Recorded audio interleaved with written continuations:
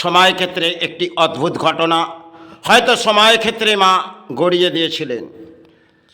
আজ এ সময় এ ব্যাখ্যা সে সময় ক্ষেত্রে মা যখন নিরুপায় হয়ে পড়ছি, কন্যা সন্তানের ডেলিভারি হলেন, আর হাতে কোনো অর্থ নেই।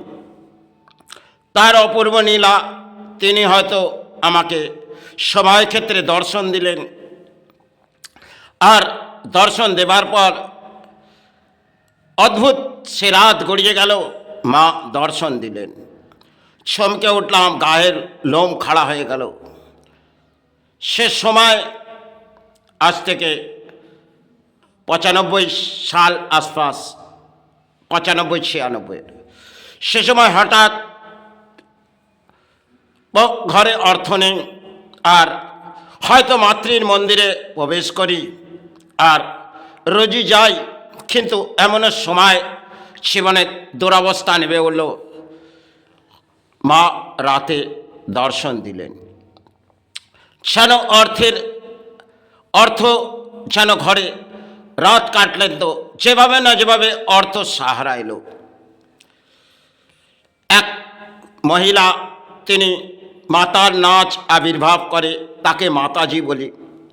তাই যখন অর্থ আসছে আর আমি গুরু আর মাতাকে নিয়ে পড়ে থাকি, সময় ক্ষেত্রে তার কাছে গেলাম।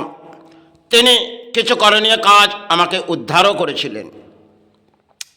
এমন একদিন গেলেন, আমি ওনার নাচ শেষ হলেন, সেবার আগে উনি অদ্ভুত নাচ আবির্ভাব করতেন। তার কপালে একটি যেন দেবী দুর্গার আবির্ভাব, একটি চোখ বসানো আছে। তা আমাকে সে স্থানে প্রবেশ করতে দিতেন, সন্তান হিসেবে ভালোবাসতেন। আজ তিনি হয়তো আছে কি না জানি না, সময় ক্ষেত্রে তিনি আমাকে একটা যখন সেবাটি তিনি সারলেন, তার হাত দিয়ে আমি বহু কিছু উপকার সফল পেয়েছি। কারণ এমন এমন কর্মীয় কাজ আটকে গেছে, তিনি আমাকে রক্ষা করেছিলেন। সে কাজের আমি বাধা সৃষ্টি যার আসছে, আর তিনি একের পর এক আমাকে উদ্ধার করে দিচ্ছেন। তার আদিমায়া শক্তির যেন প্রধান আমাকে কিছু না কিছু সাহারা তুলে দিচ্ছেন। তাই একটা দিন আমি তার স্থানে গেলাম, তা কিছু হয়তো অর্থ রাখলাম। তিনি নাচটি সেরে আমাকে চুলের ঝুঁটিটা ধরে, তখন আমার এই মাথার মধ্যে বহু চুল, আর ধরে দুটি গালে থড় মারলেন। তখন যেন আমার একটা অদ্ভুত লাগলেন। তিনি এক ব্যাখ্যা করলেন, যে ব্যাখ্যাটা আজ আমরা সমাজে গ্রহণ করব না, কিন্তু আমাকে একটি শিক্ষা অবদান দিলেন। আমি হয়তো নেশায় পরিণত থাকতাম, আর তিনি আমাকে কিছু বুঝিয়ে দিলেন। সেই আমি যখন অর্থ উপার্জন করছি আর অর্থ বিলিং করছি, আর সে সময় তিনি মাথার চুলটি ধরে আমাকে দুটি থাপ্পড় মারলেন।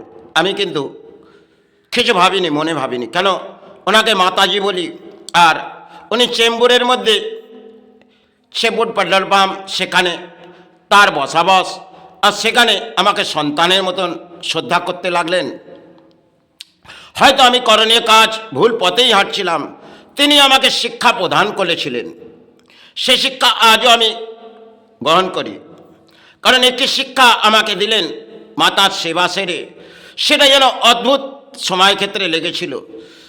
তা তিনি আমাকে কিছু বোঝালেন, সময় ক্ষেত্রে হয়তো আমি বুঝে উঠিনি। আর আমি যখন বুঝলাম যে না, তিনি যেটি আমাকে করে দেখালেন, হয়তো অদ্ভুত মহিমার অর্থ আমি দান প্রদান পাচ্ছি, আর এই অর্থ মহারাষ্ট্রের বুকে যেভাবে না যেভাবে আমি অর্থ বিলিং করছি। তাই তিনি আমাকে শিক্ষা অর্জন করালেন। সবাই ক্ষেত্রে তিনি আমাকে কিছু শিক্ষা দিয়েছিলেন। তিনি আদিশক্তি মহামায়া অপূর্ব দেবী দুর্গার সেবা হয়তো করে যেতেন। সে সেবায় আবির্ভাব মাঝে মাঝে আমি সে সময় যেতাম। তো সেবায় এমন কিছু দিন গড়িয়ে গেল, তা তো হয়তো ব্যাখ্যা দিলাম। সে সময় তিনি যা আমাকে বুঝিয়েছেন আজও আমার হৃদয়ে আছে। আর মা বোম্বা দেবী তিনি যে আমাকে দর্শন দিয়েছেন সেটিও আমার হৃদয়ে আছে। তার স্থানে আমি প্রবেশ করতাম, তাতে এমনও কিছু ঝড় বয়ে গেছে, মৃত্যুর মুখে ঢলে পড়েছি, কিন্তু মা আমায় বারংবার রক্ষা করেছে। রেল থেকে আমি যখন একটি পা পড়ে গেলেন নিচের স্তরে, আর যেন অদ্ভুত মহিমা আমাকে তুলে দিলেন দাদর স্টেশন। সেখানে গাড়িটি গতিবেগ গড়াতে লাগলেন, আর মা বলে যখনই চিৎকার করলাম, যেন মা আমাকে একটি পা নিচের স্তরে চলে গেছে আর একটি পা চলে যাচ্ছে, মা আমাকে তুলে দিলেন। বোম্বাই বিস্ফোট, সেটিও জীবনের মাঝে দুটি বার আমি প্রাণে বাঁচলাম। একটি বিস্ফোট 2003 সময় ক্ষেত্রে আমি মহারাষ্ট্র ছেড়ে আসব, আর মা যেন এক রক্ষা কবচ আমাকে দিলেন। তা আমি এক পাগলের মতন রেলওয়ে ডাব্বার মাঝে ব্যাখ্যা দিচ্ছি। সে দেখো, আমি যখন রেলওয়ে ডাব্বায় উঠেছি, তা রেলওয়ে সফরে এক এক নম্বরে গাড়ি আসে, বউ কেউ সাথে থাকে, তারা ব্যাখ্যা করছেন, সে আজ তোমার মুখে কেন হাসি নেই, আজ কেন তোমাকে উদাস লাগছে। তা আমি বললাম, সে কোনো সময় বিস্ফোটের মুখে মৃত্যু ঘটে যাবে। অসাধারণ ব্যাখ্যা যেন মা এই জবান দিয়ে করিয়ে দিলেন। আর 1 ঘন্টা পরে আমি স্তরে এলাম দোকানে, আর অন্যের ডাব্বাটা রেখে আমি চলে গেলাম মার্কেটে। সে গাড়িতে বিস্ফোট ছিলেন, সে গাড়িতে বহুকে সময় হেলাম দিলাম।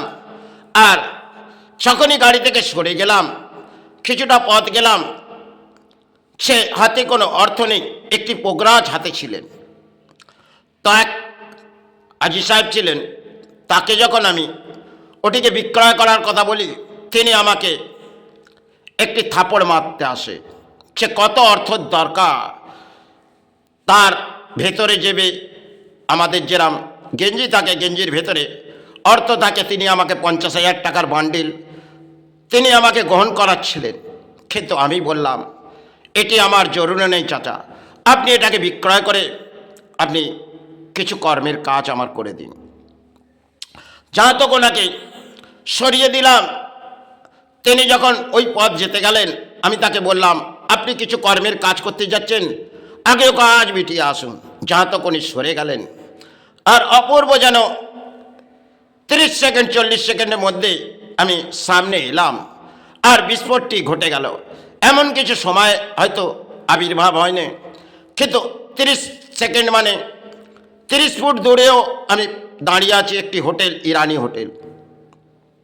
তাই হোটেলে আমি রোজ বসবাস করি, কারণ ওখানে কর্মস্থান। আর সে জায়গার মাঝে যখনই ব্যাখ্যা করলাম, বহু মানুষ ভাবলেন সে বিল্ডিং টাইম মন্দির, তাতে হয়তো সিলিন্ডার বাস্ট করেছে। কিন্তু আমি ব্যাখ্যা করলাম, বিস্ফোট মা যেন আমাকে করিয়ে দিলেন। আর এক একটি প্রাণী যখন বাইরে প্রবেশ করতে লাগলেন, মাথার মধ্যে এক একটি কাঁচ যেন ঢুকতে লাগছেন, আর রক্তের গঙ্গা যেন বইতে লাগলেন। আমি একে অপরকে বাঁচাতে গেলাম, কিন্তু নিরুপায় হয়ে সরে পড়লাম, কেন পাশে প্রশাসন ঘিরে দিলেন। আমি বেশ কিছু সময় ওই জায়গায় একের পর এক রক্ষা করতে গেলাম, কিন্তু শারীরিক দেহ যেন এক চঞ্চলের মাঝে। আর একটি ফোন লাগাতে গেলাম, সে সময় রিসিভার ফোন, আর 30 আর 40 সেকেন্ডের মধ্যে ফোনটি বন্ধ হয়ে গেল। কোনো ফোন কাজ করছে না, রেলওয়ে অবধি বন্ধ হয়ে গেল। বসস্থান এসব চিন্তায় পড়ে গেছে, কারণ ওই জায়গার মাঝে আমি প্রবেশ করেছি, আর টিভি মিডিয়ায় দেখাচ্ছে সেটাও অদ্ভুত। কিন্তু মা আমায় ওই জায়গা থেকে সরিয়ে দিলেন। এমন কিছু ঘটলেন, সে গাড়িতে আমি হেলাম দিলাম, আর প্রাণটা হানচান করছে। যতটা সময় কাটতে লাগলেন, আর যা তো সরে গেলাম ওই গাড়ি থেকে, আর ওই গাড়িটি বিস্ফোটের মুখে এসে গেল। সে জায়গায় গাড়ি থাকে না, সে জায়গায় গাড়ি রেখেছে। আর বেশ কিছু সময় আমি হেলাম দিয়ে দাঁড়াই। আরেকটি সময় কাটলেন 93। তখন একটি ভাজি পাও অর্ডার দিলাম। সেখানে 3 মুসলিম সম্প্রদায় তারা মারার জন্যে আমাকে প্রকল্প করছে।